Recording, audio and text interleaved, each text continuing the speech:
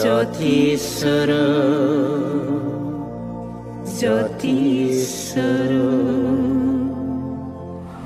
खुलुमबाय ओम सतगुरु बे समाव ब्रह्म गियान नायगिरि साफ्रोमबो आइ आफामोननिसिम फिन अननाय सिबिनाय खुलुमनाय आरो गाहाम अनसायनायखौ जासिहरबाय। दिनै जों मोनसे गोदान आयदा लानानै फैदों। बेनो जाहैबाय दिनै उदालगुरि जिल्ला ब्रह्म धोरोम आफादा मोनसे साबना हामना मन्दिरखौ जोङो लुफुंनो हाबाय। दा बे मन्दिरखौ लुफुंनायनि आन्दोआव जोंहा दैदेनगिरिफ्रा गोबां खामानि मावबोदों। गोबां भक्त आइ आफामोनहा गाव गावनि आरजिनाय रांखौ हरनानै बे मन्दिरखौ लुफुंनाय जादों। बे आइ आफामोनहा गाव गावनि बिखानि थैखौ दै खालामनानै आरजिनाय रांखौ इसोरनि बे मोजां खामानियाव दान हरनानै परम ब्रह्म ज्योति स्वरूपजों अनजानाय बे गोथार खामानिखौ मावफुंनायाव बयबो मदद आरो हेफाजाब होदों। दिनै बे समाव जोंनि गेजेराव दङ उदालगुरि जिल्ला ब्रह्म धोरोम आफादनिनो आफादगिरि बिथां मथिराम ब्रह्म दङ। दा गिबियावनो बिथांनिसिम आंनि ब्रह्म गियानि जानानै खुलुमनायखौ जासिबाय। खुलुमबाय आफा। दा बिथांनिसिम आङो माखासे सोंलु लानानै फैदों।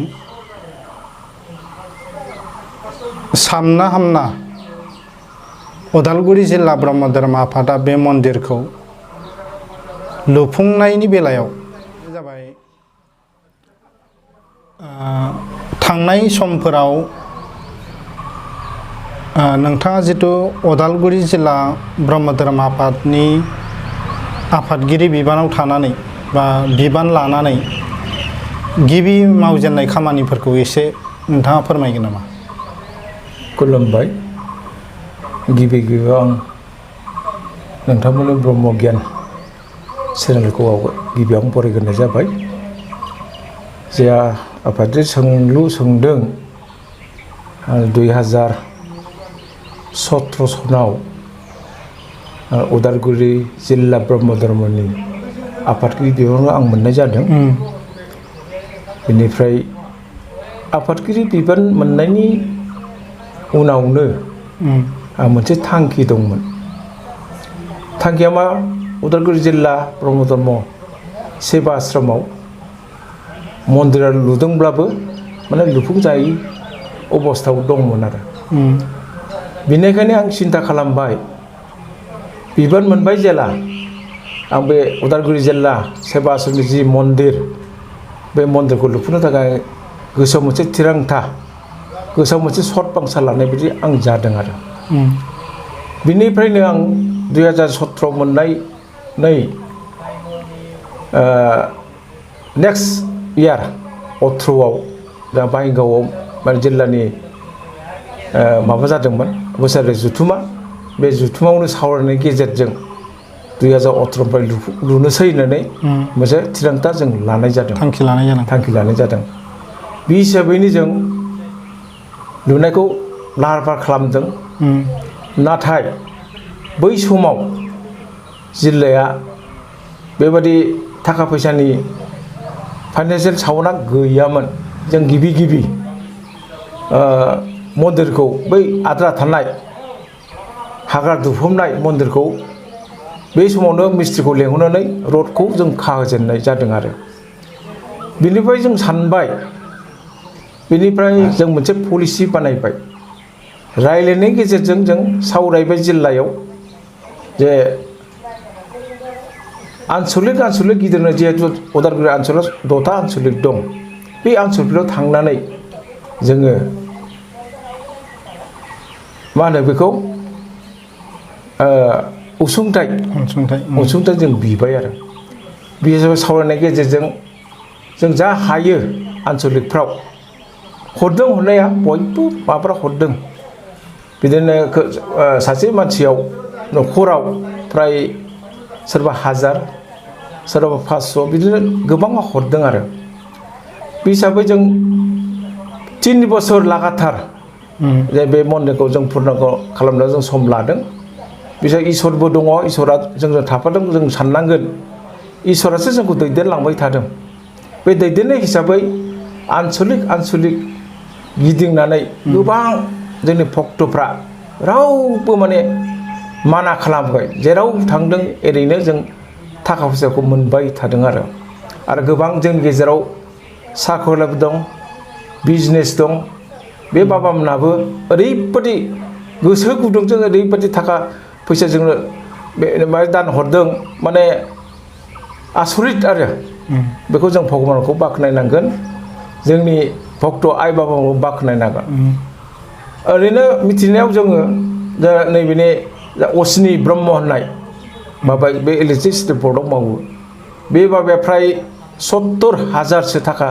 जोंनो हरदों बेबादि फतेन बसुमतारी आफा दुलाराय ब्रह्म धर्म आफादनि दा लेङाइ आफादगिरि बिथाङाबो माने थोजासे माने सिमेन्टखौ हरदों ओमफ्राय 200 बेगसो बाबाया सिमेन्टखौ हरदों बेबायदि गोबां माने जोंनि गेजेराव दान हरनाया गोबां दङ आरो बे हिसाबै जों 3 बोसोर जोंनो थाखा फैसा बुथुमनायाव जों थांदों खुनु मोनसे जोङो सरकारनिफ्राय खुनु मोनसे जों साहाय्य जों मोनाखै गासिबो बे मन्दिर लुफुंनायाव बे समायना रमायना पुर्नांग लुफुंनायाव मददखौ जों मोनदों जोंनि भक्त आइ आफामोननिफ्राय जों मोननो हादों आरो जिखुनु बुस्थुखौ नाङा ना माने रड सिमेन्ट बिदिनो गोबां मानसिफ्रा बेबायदिनो हरदों थाखा फैसानि अजस्र जों सानाखैमोन बे मन्दिरखौ लुफुंनायाव खमसे खम जोङो 1 कौटि जों हिसाब खालाम जों मोनदों 1 कौटि थाखाजों बोरै फैखो जों सानस'नो हायाखै आरो बेखौ एकमात्र भगबाना जोंखौ दैदेनलांदों भगबाना गासिबो बे पुर्नांग लुफुंनाय जि मन्दिर बे मन्दिरखौ भगबानाबो जोंखौ हेफाजाब होदों होननानै जों फार्स्टआव जों बुंनांगोन आरो लोगोसे जोंनि भक्त आइ बाबामोना बाया मोजोमा नेरानाफोरा नाजानानै बिसेसकै आं मख'नो गोनां जानांगोन कनस्ट्राक्सन कमिटि दं आरो बिसेसकै जों गामि गिदिंनायाव आनसलिक गिदिंनायाव बिसेसकै आं नाम मख'नांगोन नाम मख'बा आंहा एसे माबा जागोन आरो आंनिनो लोगो आंनि नेहाथारि गुगुल ब्रह्म आफाया बिराद जथेस्थ' गिदिंफादों लोगोसे एकदम बयनिख्रुइबो माने ज्येष्ठ बयस जा बिराज महन बसुमतारी आफायाबो गोबां माने बाहाय जोंजों मदद होफादों लोगोसे जोंहा हरेन्द्र ब्रह्म आफायाबो गोबां दिक्षा गुरु आफामोना बिराद मदद होफादों लोगोसे जनरलाल आफाया होफादों नार्जारी बे उदालगुरि आनसलिकनि आफादगिरि आरो लोगोसे जवाहरलाल ब्रह्मबा गोबां ओमफ्राय रतेन्द्र ब्रह्म गोबां बिदिनो हेफाजाब आंजों होफानानै जों थाखा फैसाखौ बेबायदि कौटि थाखाखौ जों बुथुमनो हादों आरो बेनिफ्राय जों पुर्नांग बे मन्दिरखौ लुनो हादों आरो दाथ' बिराद समायना रमायना बयबो बुङो बयबो बाख्नायो जों मिथियो आरो नै दाख्लैसो सासे एडिसि फैदोंमोन बे आफाबो नायफैदोंमोन बै जोंनि फायखाना लुनायखौ नायफैदोंमोन बे आफाबो ओरैबायदि बाख्नायलायदों समायना बेबायदि मन्दिर आं नुफेराखै होननानै बुंदों आरो बेनिफ्राय जोंनाव सोंदों जे आं बे मन्दिराव हाबनो हागोन नामा होननानै सोंदों अभिजित राजकुमार बे एडिसिया ओमफ्राय जों खुलिनो होदोंमोन भितरखौ नायनानै बिराद समायनाजों बिराद मोजां जादों होननानै जोंखौ बाख्नायलांदों आरो जों रायजो राजानि हेफाजाबजों मददजों आरो इसोरनि हेफाजाबजों बे मन्दिरखौ जों समायना रमायना बादि मन्दिरखौ जों लुफुंनो हादों होननानै आं इसोरखौबो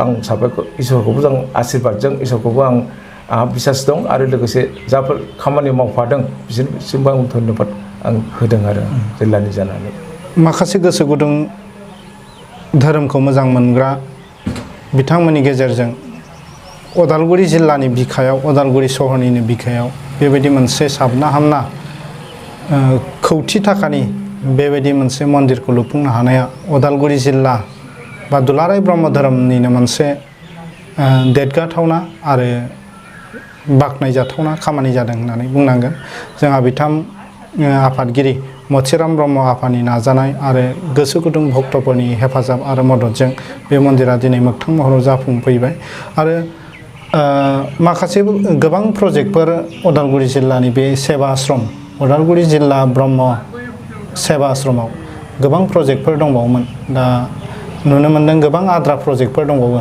नोंथांमोननि बे प्रजेक्टफोरा मा आद्रा दंबावो मावनो? उदालगुरि सेबा आश्रमाव गोबां खामानि मावनांगौ दंबावो। बे हिसाबै जों गोबां सरकारनिफ्राय एसे आसाम दर्शन बे डिपार्टमेन्टनिफ्राय जों मोननो हादों। दा फोरनांगौ जाबाय बेबो। लोगोसे जोंहा निलुत सरगयारि EM बिटिसिनि बिटिआरनि EM बिथाङाबो जोंनो दै टेंखि होदों।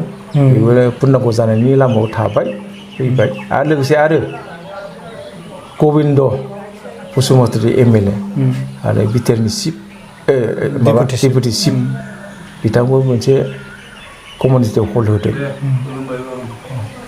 कमिउनिटि हल होदों। बेबो नै दा गाबोननिफ्रायनो बे जागायसिगोन लुसिगोन। बेबो जानो फैसिगोन।